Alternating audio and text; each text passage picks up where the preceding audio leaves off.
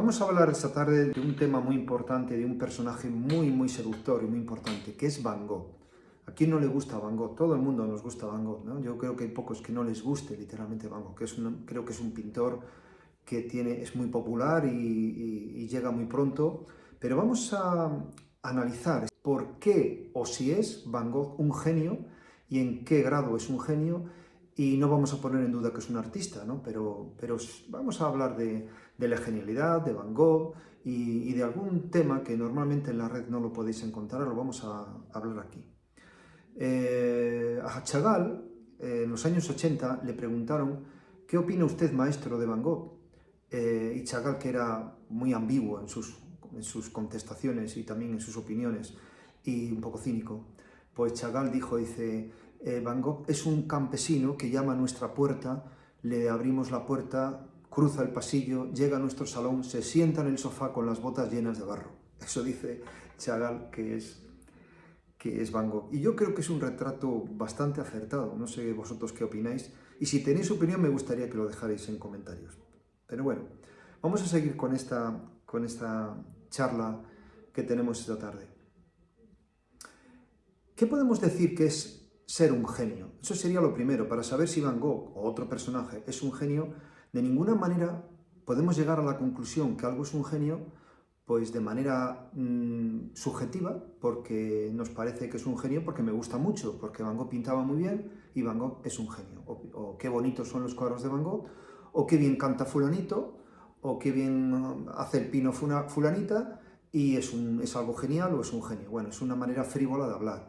Tiene que estar objetivado en alguna razón empírica de por qué es un genio o no es un genio. Debe de haber unas razones y no tienen que solamente quedarse en el subjetivismo o en el psicologismo, en las cosas que a nosotros nos parece y como nos parece, pues las llamamos o las denominamos geniales. Eso no puede ser de ninguna manera, tiene que estar sujeto o tiene que estar justificado, vamos a decir, de alguna manera.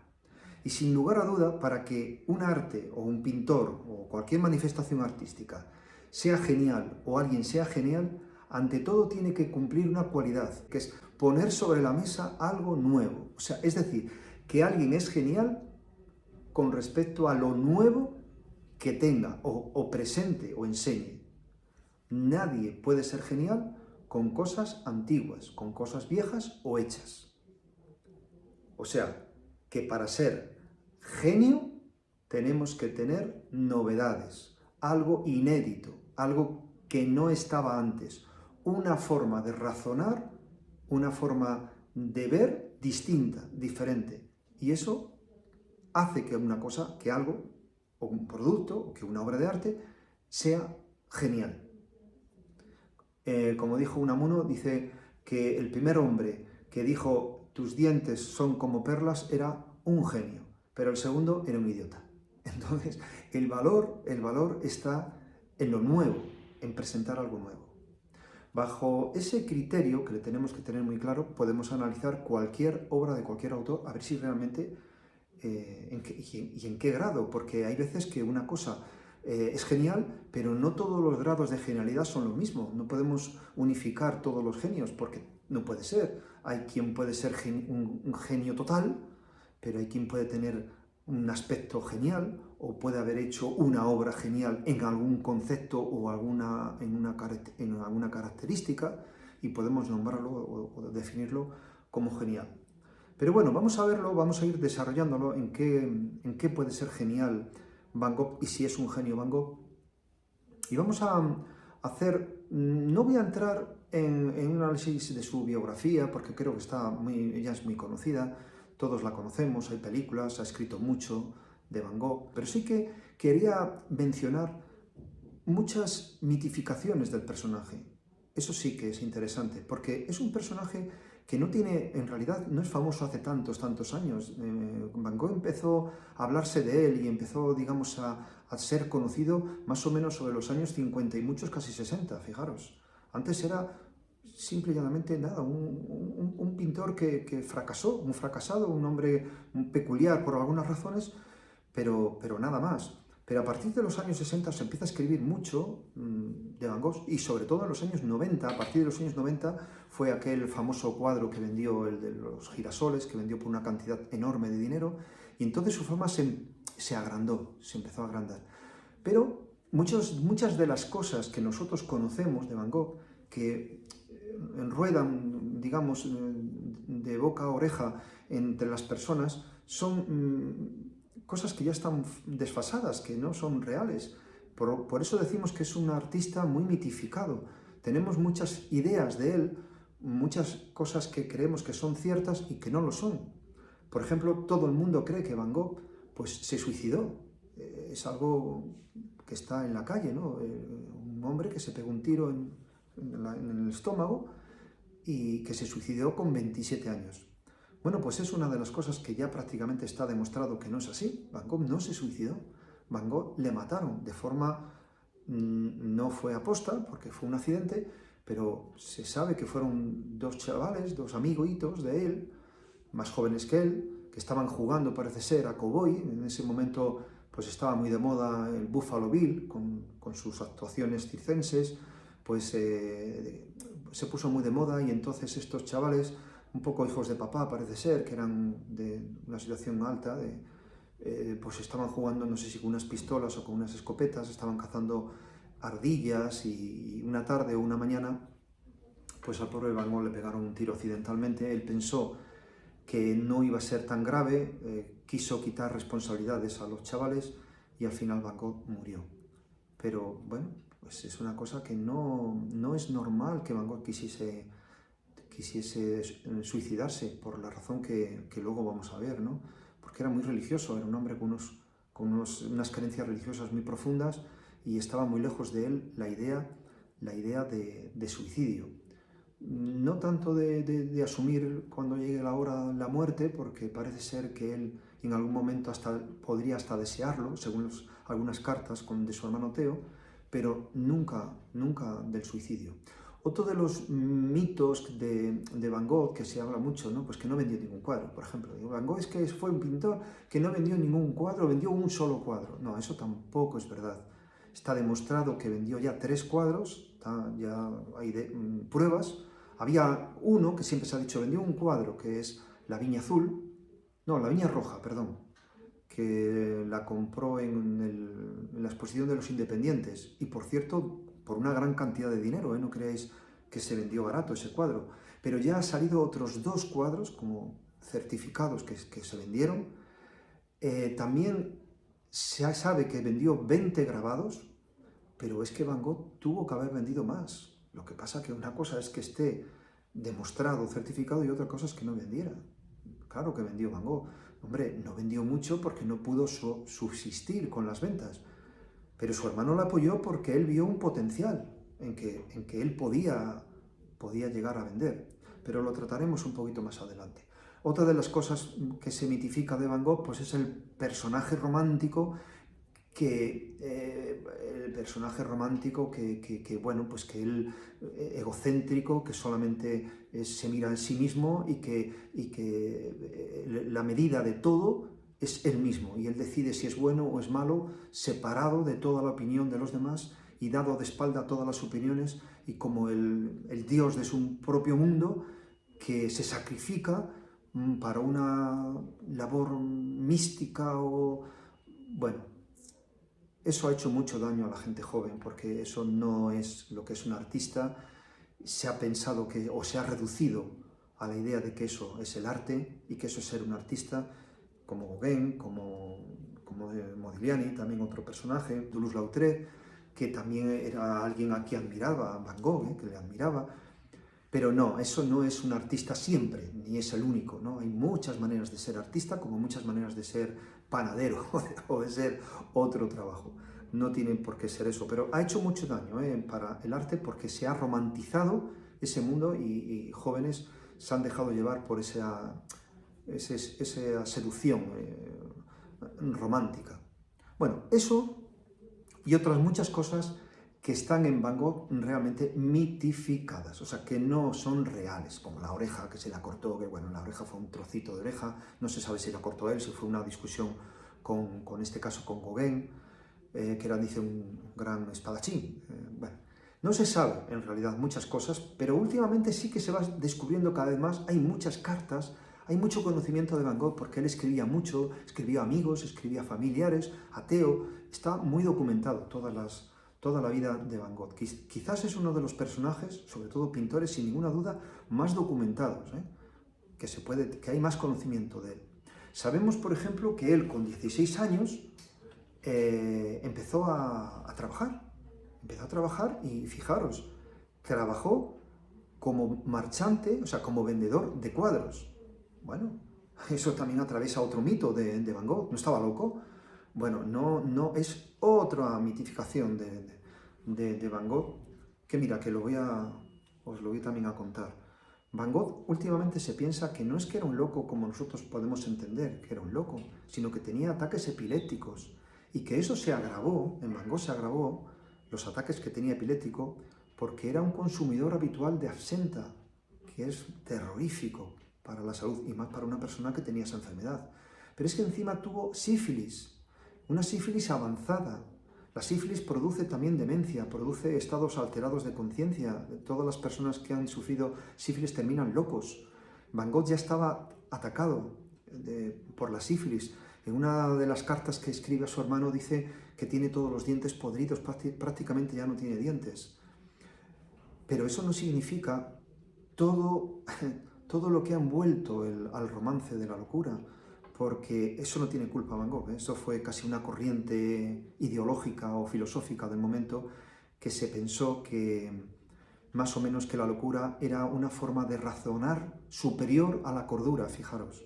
O sea que para hacer algo grande, algo artístico, parece ser que era necesario estar loco o tener brotes de locura, como tenía Van Gogh. Y se cree o se dice o se asume la idea de que Van Gogh hizo cosas geniales, vamos a poner entre comillas, geniales, o hizo grandes cuadros porque estaba loco, porque la locura le aportó un grado superior de razonamiento para poder hacer eso. Eso sí que es una locura y muy peligrosa, porque lo único que ha producido la locura, que es terrible, por cierto, pues es una enfermedad que destruye a las personas y que, por supuesto, no puede hacer pintar ni puede hacer cualquier cosa que merezca la pena. Nadie puede ser cuerdo cuando coge los colores, les mezcla y no se les come, por ejemplo, y está pintando, y luego cuando les ponen el lienzo, les va a poner el lienzo, se vuelve loco para poder hacer una obra de arte. Eso es absurdo, es ridículo, ¿lo entendéis, no? Lo que quiero decir. Si alguien es loco, la locura hace que no sepas ni qué haces, ni si lo comes, si lo tiras o si te manchas la cara. No tiene ninguna razón de ser. Por eso, pero bueno, no lo toméis como baladí esto que os estoy diciendo, porque esto no tiene nada que ver con Van Gogh, pero hubo un grupo alemán, debido a este tipo de filosofías o de ideas, ¿no? que corrían, pues que incluso fueron a buscar el arte verdadero, el arte puro, a los manicomios, fijaros. O sea, iban a los manicomios no solamente para buscar a los artistas, que también, que hubo exposiciones de locos, pensando que en la locura había algo que en los cuerdos no lo tenemos o se nos escapa, y entonces iban allí, pero no solamente a buscar los pintores locos que había, sino a imitarlos, a copiar lo que ellos hacían. Eso fue el grupo Cobra, eso existió. Y hay un grupo que se hicieron exposiciones independientes, colectivas, que apostulaban esto.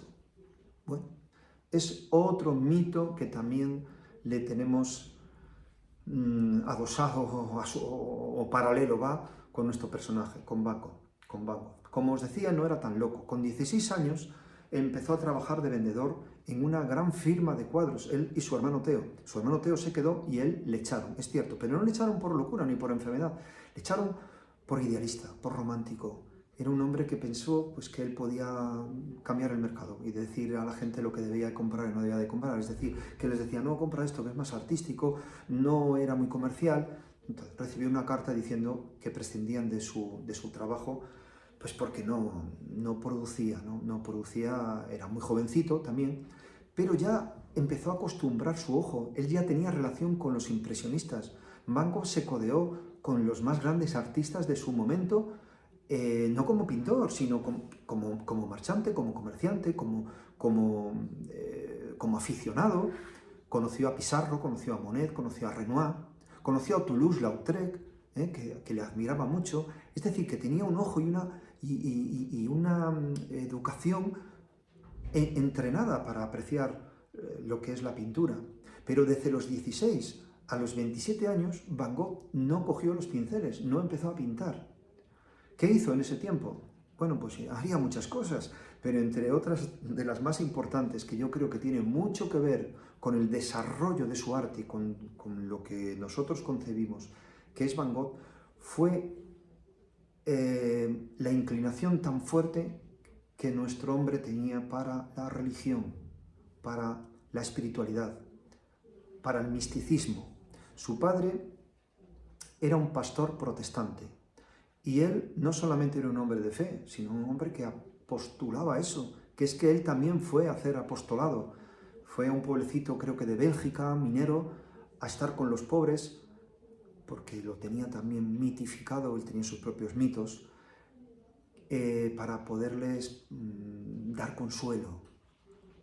Él, en esos años, creo que tendría 17, 18 años, lo que más deseaba en el mundo es ser un humilde pastor, un humilde pobre pastor protestante, pobre, que eso siempre estaba en su boca, ¿no? en su idea, en un pueblecito mísero, conformarse con muy poco, porque en ese camino él creía que iba a llegar a la unión con Dios.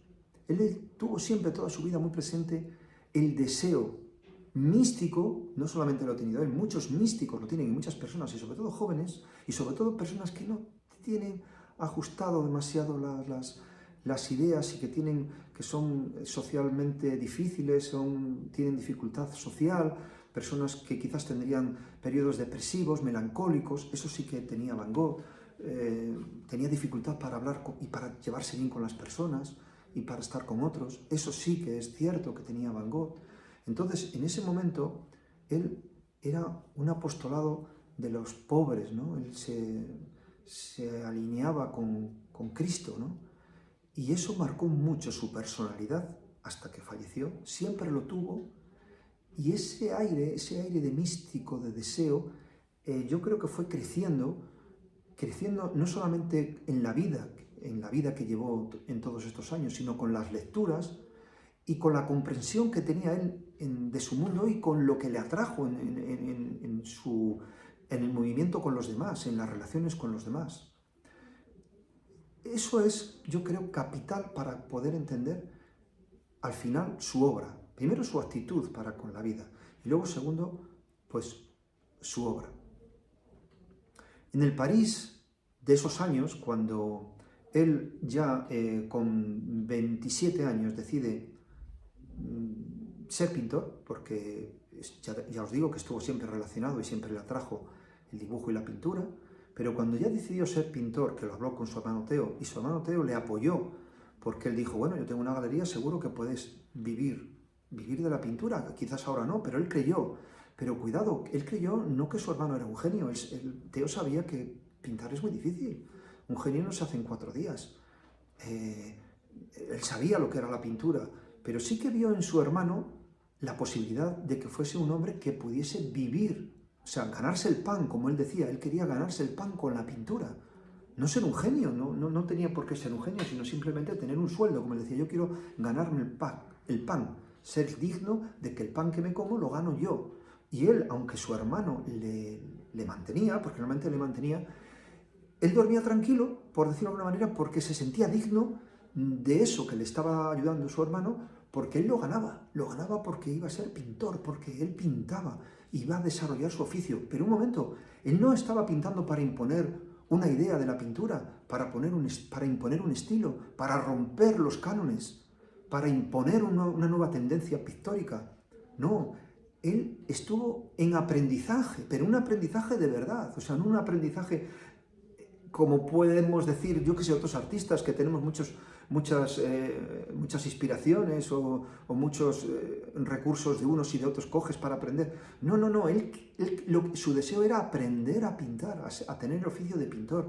Por eso empezó copiando y copió a aquel que él más veneraba como pintor en ese momento, porque estaba también de acuerdo con los postulados y creencias que él tenía, que era el pintor Millet, el pintor de los campesinos, el pintor del trabajo, del hombre que por medio del trabajo, del campo, de la tierra, se une a Dios. El mito de la humildad de la humildad y del campesinado junto con la naturaleza, la unión del hombre con la naturaleza, y empieza, ¿no? Todo ese mundo místico, acordaros de Millet, ese cuadro tan famoso del Ángelus, ¿no? Que son esas dos figuras que están encorvadas y unidas en oración, asentadas en la tierra, con el crepúsculo al final, la torrecita de la iglesia. Estoy viendo ahora el cuadro, aunque no le tengo presente, todos esos colores rojizos y del crepúsculo, el Ángelus. Precioso cuadro que veneraba Van Gogh, porque le tenía siempre presente. Como otro cuadro, pues el Sembrador, los campesinos dormidos, la siesta, muchos cuadros que hizo de Millet. Le cogió no solamente la forma del dibujo, de pintar, sino la energía que emanaban esos cuadros y sobre todo la mística que inspiraba y que trascendía esos cuadros y que él lo tomó para pintar, para desarrollar su trabajo, Millet. Pero Millet en la pintura, pero alrededor había otros autores que no eran pintores, y en este caso hubo un personaje que marcó, pero claramente a Van Gogh, y que realmente yo creo ciertamente que le inspiró. Van Gogh era un gran lector, le gustaba mucho leer, y le gustaba leer temas de la mística, leía mucho la Biblia, pero leía también la ciencia, le gustaba la ciencia, le gustaba la astronomía. Y en ese momento había un divulgador muy afamado, era como ahora los bestsellers, editó muchos libros, salían en muchas revistas, en los periódicos, que era Flammarion. Camilo Flammarion fue un autor que, si leemos sus lecturas y la idea que él tenía de la vida, la idea de la naturaleza, realmente es como estar oyendo en las cartas a Van Gogh.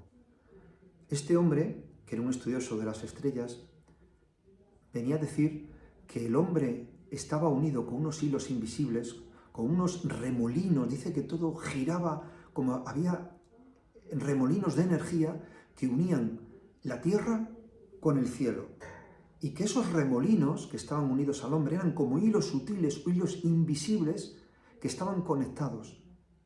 Él era un pseudocientífico también, porque se aproximó a la espiritualidad, también tuvo que ver con la mística, con el mundo un poco esotérico también.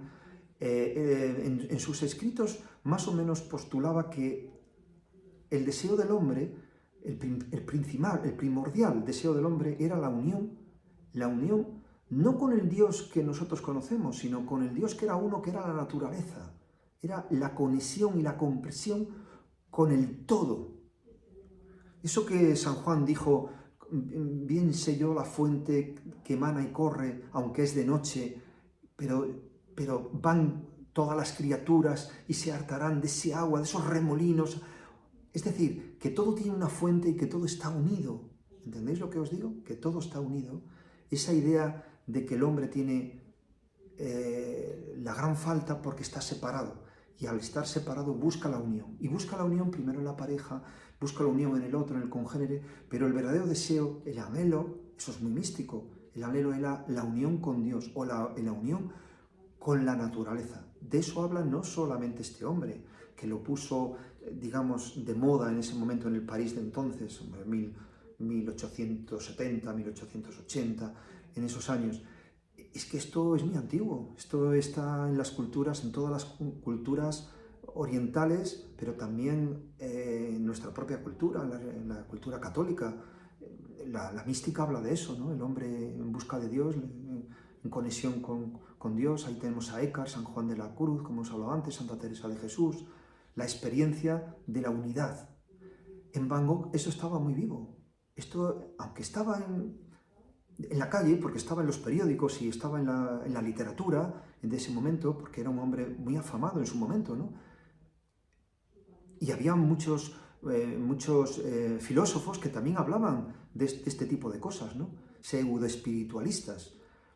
Pero es que Van Gogh realmente lo vivía. Él tenía una sensación siempre, un deseo, un anhelo de mística, de unión, de darse a los demás. En una carta preciosa que escribe a su hermano Teo, dice que se ha encontrado con una prostituta, con una mujer, que al final se la llevó a su casa y vivió con ella. Pero dijo que es que no es que la amara, sino que él se sacrificaba, por decirlo de alguna manera, fijaos qué mentalidad, se sacrificaba por ella y le dice a su hermano más o menos que también tiene que mantenerla, no a él solo, sino también a ella, porque tiene un niño y tiene que tomar ese papel de esposo y que no la puede dejar a la calle porque ella es lo único que él tiene y él se sacrifica como un sacrificio crístico casi también, ¿no? Bueno, si leéis las cartas son muy evocadoras. Yo para hacer este vídeo he estado leyendo muchas cosas y entre ellas las cartas. Y la verdad que es un poco, ya te digo, como un místico, Van Gogh. Y él sí se enfrenta a la pintura bajo ese prisma. Pictóricamente, vamos a decir técnicamente, ¿qué es lo que toma Van Gogh? Pues toma Van Gogh a los autores de su momento. No pone nada nuevo. Van Gogh emula a Pissarro. Hay cuadros de Pissarro que pueden parecer Van Gogh, pero superados. Técnicamente más complejos, más ricos, con más armonías de colores.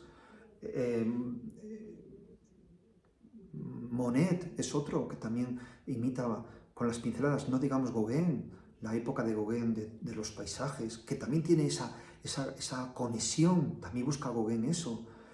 Renoir con esas líneas y esos espirales, esos árboles que se mezclan con el cielo y no sabes dónde termina el cielo y dónde están los árboles. Eso nos recuerda también a Van Gogh.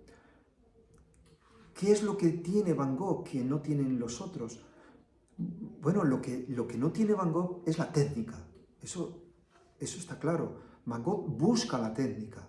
Él no es que no lo haga, es que no le sale. O sea, es que él quiere emular a estos pintores y pinta, pero no tiene la técnica. Daos cuenta que Van Gogh empieza con 27 años, como os he dicho, y a los 37 muere, son 10 años, toda la obra está en 10 años. Entonces, en esos 10 años, en ese recorrido, se hace como pintor. Y vemos que va progresando. O sea, Van Gogh va progresando en la pintura, pero tiene unas carencias técnicas. Pero es que esas carencias técnicas, al carecer de ellas, le hacen singular por una razón que os voy a decir ahora, por lo que hace singular a Van Gogh.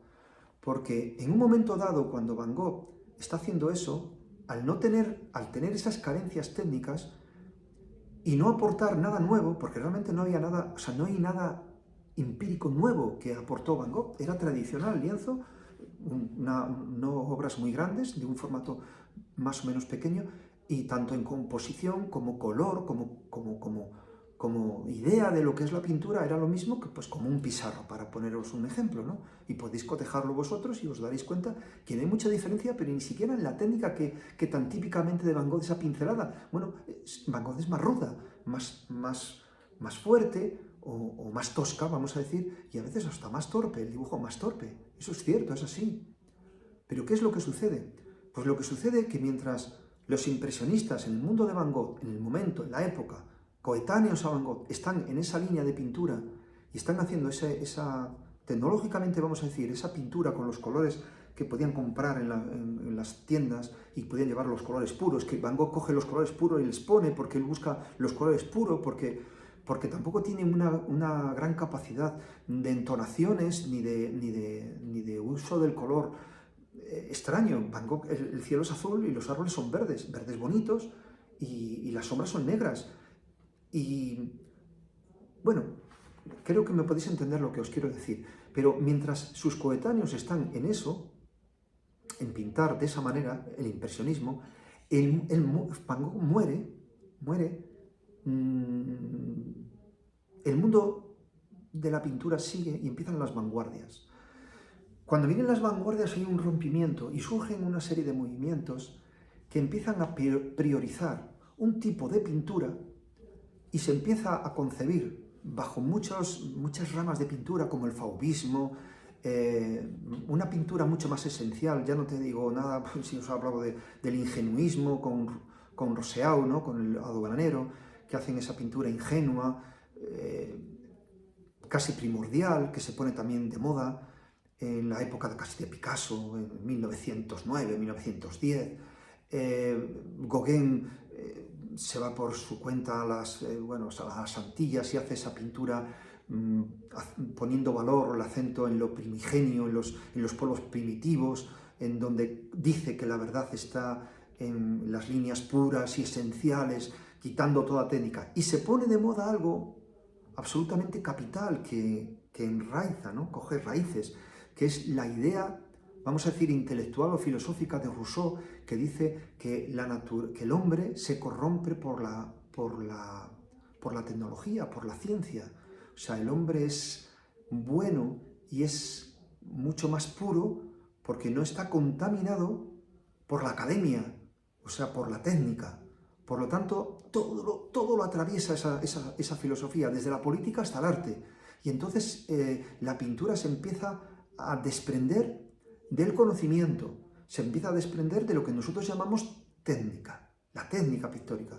Y entonces empieza a salir una serie de movimientos en los años 20, 30, 40, 50, hasta ahora, que la pintura es más sensible que inteligible. Es decir, se prima la sensibilidad en el artista, la expresividad, la emoción, más que el conocimiento, la tecnología, el saber.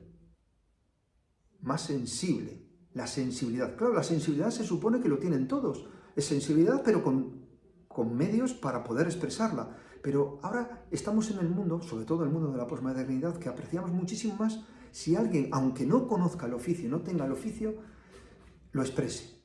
Y es más, también se aprecia algo que es nuevo, que se pone algo nuevo. En ese aspecto, quien lo pusiera, no vamos a desarrollarlo ahora, también es genial. Es que esto es bueno porque yo lo digo. Es decir, es el artista que por sí mismo, por el hecho de sentirlo, pues como yo lo siento, esto tiene validez. Yo lo pongo entre comillas, pero eso es así. Esto es bueno porque yo lo valgo, en una palabra. Y luego hay un montón de literatura alrededor que lo va a sujetar, que lo va a sostener. Yo no digo que esto sea Van Gogh, pero sí que esto es ajeno absolutamente a Van Gogh. Van Gogh, el hombre, estaba ya fallecido. Y todo esto se desarrolla de espaldas a Van Gogh, porque Van Gogh ya no estaba. Pero lo que sí sucede, y es algo inédito en la pintura, es que mientras Van Gogh está muerto y no existe, porque en los años 30, 20 ni se le consideraba, ni estaba, ni prácticamente se le conocía, lo que sí que es cierto es que se le encuentran. Y entonces en los años 40, 30, 40, 50, se encuentran a alguien que en el siglo XIX, a finales del XIX, hizo una obra que estaba desprovista de todo ese peso de la tecnología, de la academia, y que ya se expresaba con la emoción pura.